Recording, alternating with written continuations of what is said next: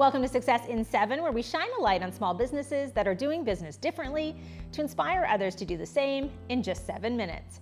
Each episode, we'll sit down with a small business owner to talk about their business journey, challenging preconceived notions of success, and what it means to be successful on their own terms.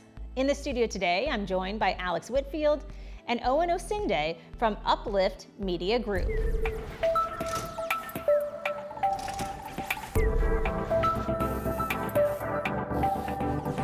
Alex, what inspired you to get into the media industry in the first place?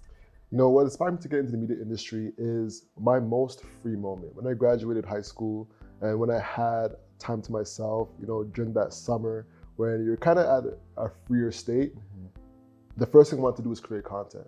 You know, I created a blog, I created a video series where I was interviewing artists and entrepreneurs, and I found the most joy in that, walking through Queen Street, finding little nooks and crannies of stores and little shops back when Queen Street was a lot less,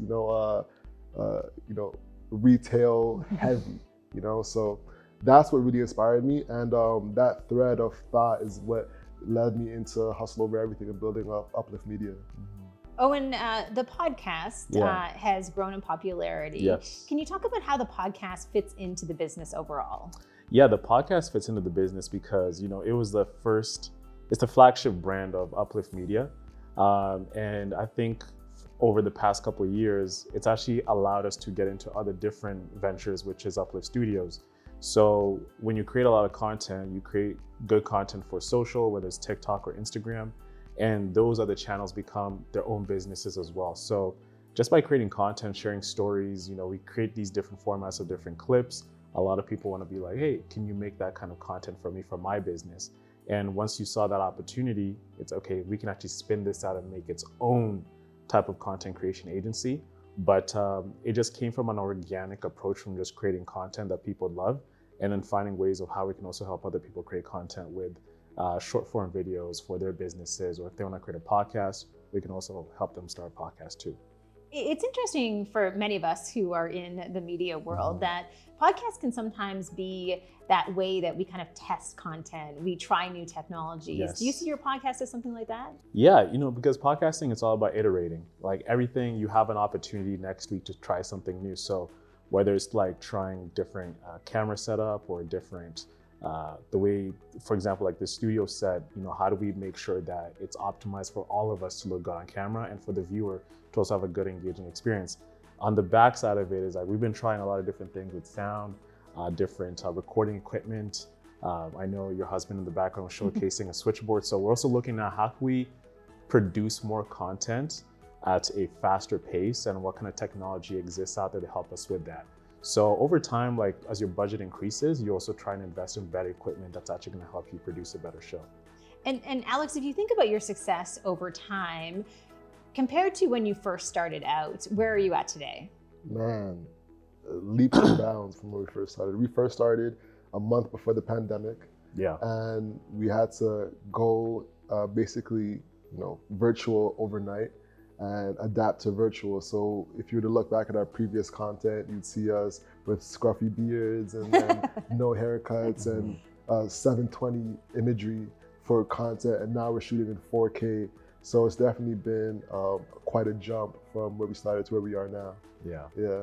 One of the things I'm really excited to talk to you both about is the role of entrepreneurship across this incredible country. When you think about what you've built with Hustle Over Everything, what have you learned about entrepreneurs and how important they are in our economy? Yeah, I mean, entrepreneurs are needed, most importantly, because anybody can be an entrepreneur. Because when you really think about entrepreneurship back in the day, it's seen as someone who takes this massive leap of risk into what they're doing. They leave their job to go start a business. Now you can actually have your own business and also keep your job at the same time too. We also know that research from Intuit QuickBooks has shown us that a higher use of digital tools and technology has a direct correlation with small business growth, which is essential for all of us who are running our own businesses today. Alex, I wanted to ask if there are any specific tools, I know you talked about it a little bit, Owen, that you're using at your business right now that have really helped with that growth. There's a bevy of tools that we use. QuickBooks is of course one that we use frequently. For editing, one thing that's been amazing has been Autopod, and a lot that uses AI technology to split from scene to scene. So it takes the time from editing from 3 hours to like 30 minutes. You know, that's been a game changer. There's been a lot more tools. Off the top of my head, those are two easy ones, QuickBooks and Autopod. It's pretty amazing. I mean, and although we're most often in this series talking about the benefits of using new technology, there is a risk in terms of not upgrading the tools that you are currently using. What would you say to people who are maybe slow to adapt in 2024? What's the risk of not adopting the latest tools and tech? If you don't adapt, you're going to get left behind, because building a business, you're in the game of efficiency, and how can you be the most efficient with all the tools that you have to either deliver your product or service as fast as you can to your customer or your client? And if you're not really utilizing those things, they're also getting an experience that is not really optimized compared to someone who is providing an optimized experience. So if you're not really utilizing those tools, you're going to be slow to getting customers or clients. Internally, your business is going to stagnate because you're doing things that are, perhaps 6 months ago, they're outdated. So if you don't do that, you're running the risk of not really getting more customers or clients. And as well too, your business internally is just going to stagnate, and you're going to be doing the same thing over and over.